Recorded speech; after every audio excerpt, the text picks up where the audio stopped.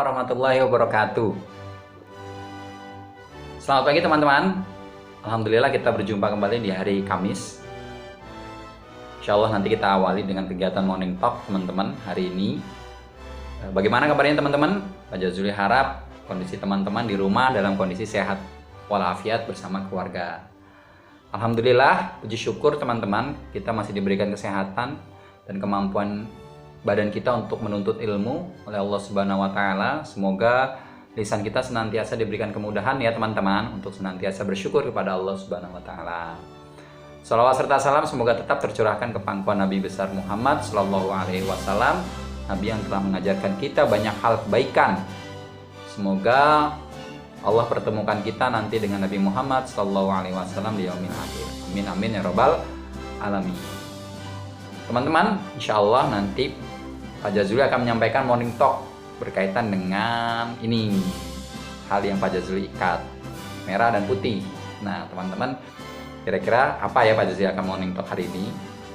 Tapi yang pasti morning talk yang Pak Jazuli sampaikan di Kamis pagi ini berkaitan dengan morning talk yang sudah disampaikan oleh Bu Destri sebelumnya, yaitu terkait peristiwa Rengas Dengklok. Nah, morning talk yang akan Pak Jazuli sampaikan adalah lanjutan dari peristiwa Rengas Dengklok yang terjadi pada tanggal 16 Agustus. Jadi peristiwa Rengas Dengklok itu teman-teman terjadi di hari Kamis, tanggal 16 Agustus 1945, di mana Soekarno pada saat itu diculik oleh kaum muda untuk mengamankan agar tidak terkena pengaruh-pengaruh dari Jepang. Nah, Pak Jazuli tidak akan bercerita tentang Rengas Dengklok karena sudah disampaikan oleh Bu Destri. Nah, pada ketika Soekarno sang proklamator itu diculik, ternyata terjadi juga teman-teman di Jakarta. Di Jakarta terjadi diskusi antara Ahmad Subarjo yang mewakili tokoh tua dengan beberapa tokoh muda. Dia berdiskusi, menanyakan di mana posisi Soekarno pada saat itu. Nah, setelah itu Ahmad Subarjo meyakinkan kepada tokoh muda bahwa proklamasi akan segera dilakukan di tanggal 17, memberikan jaminan kepada tokoh muda. Nah, saat itu selesai berdiskusi dengan tokoh muda, lalu Ahmad Subarjo ini diantar ke Rengas Dengklok. Ke Rengas Dengklok pada saat itu diantar sampai dengan sore sampai di sana. Setelah itu dijemputlah Bung Karno pada saat itu. Dijemputlah untuk dibawa kembali ke Jakarta. Nah, setelah sampai kira-kira rombongan Soekarno dan juga beberapa perwakilan tokoh muda dan juga Mr. Ahmad Subarjo dan juga Hatta pada saat itu tiba di rumah seorang Laksamana Maida namanya.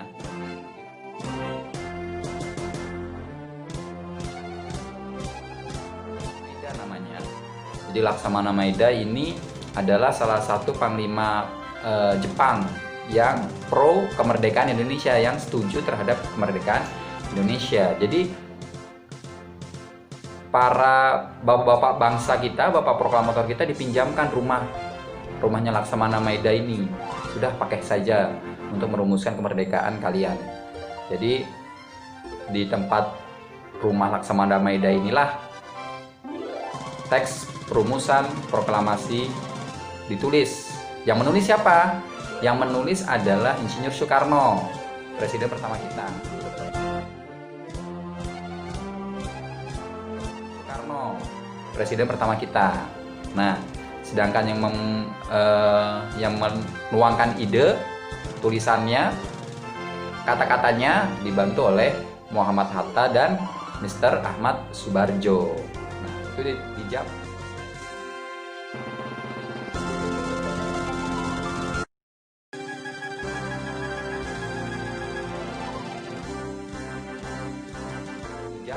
Kira-kira di jam 11 malam sampai dengan pukul 4.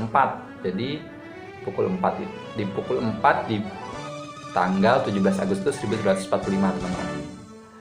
Nah, naskah yang sudah ditulis oleh Insinyur Soekarno lalu diberikan kepada salah satu pahlawan kita juga, salah satu perwakilan dari tokoh muda, yaitu Sayuti Melik namanya. Sayuti Melik itu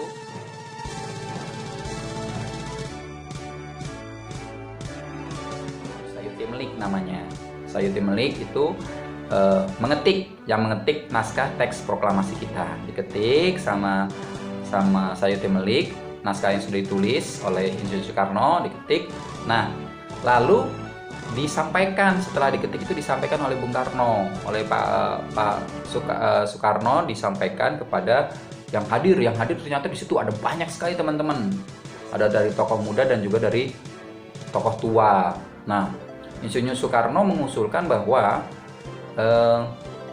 naskah itu ditandatangani oleh seluruh peserta. Namun ternyata ada salah satu tokoh muda yang mengusulkan, namanya Soekarni. Soekarni mengusulkan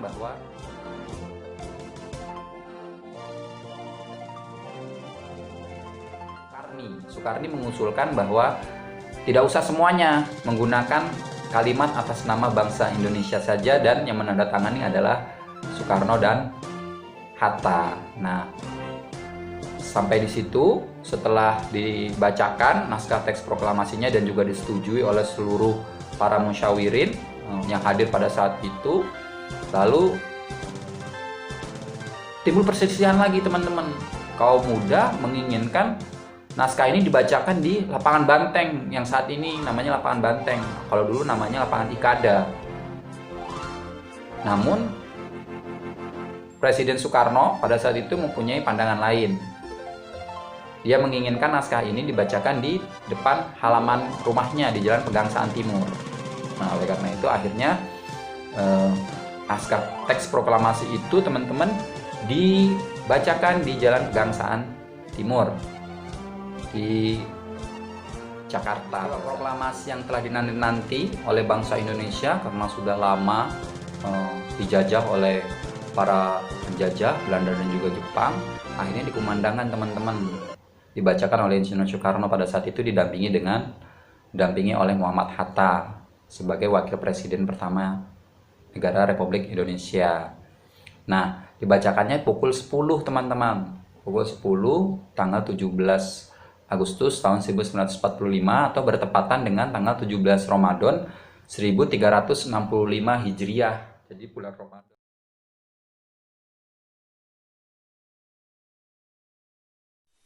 Proklamasi. Kami, bangsa Indonesia, dengan ini menyatakan kemerdekaan Indonesia.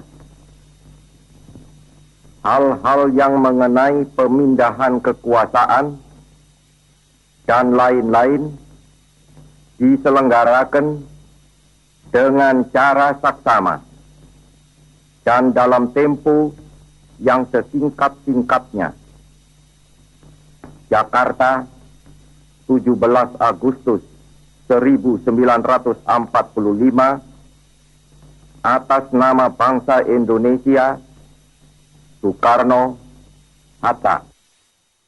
Jadi itu teman-teman.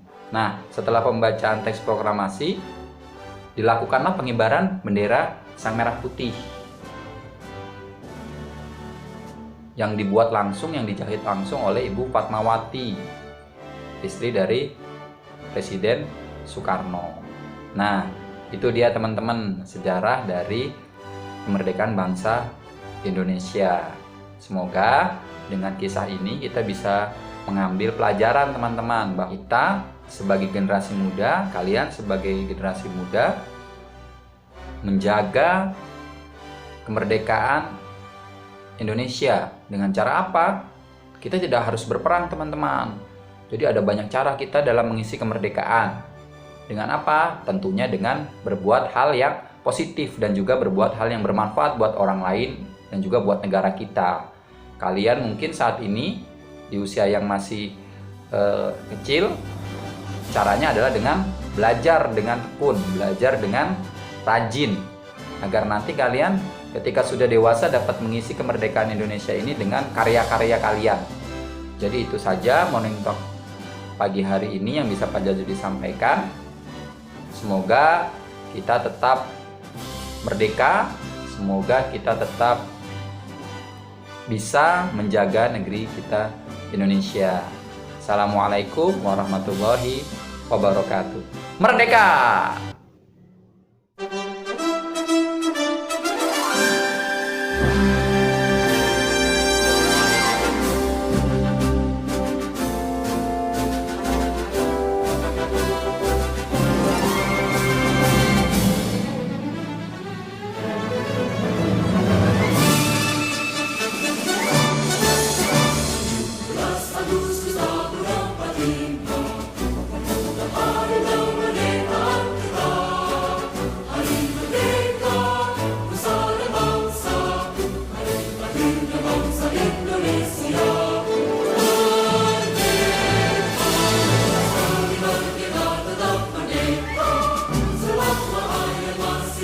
Lumba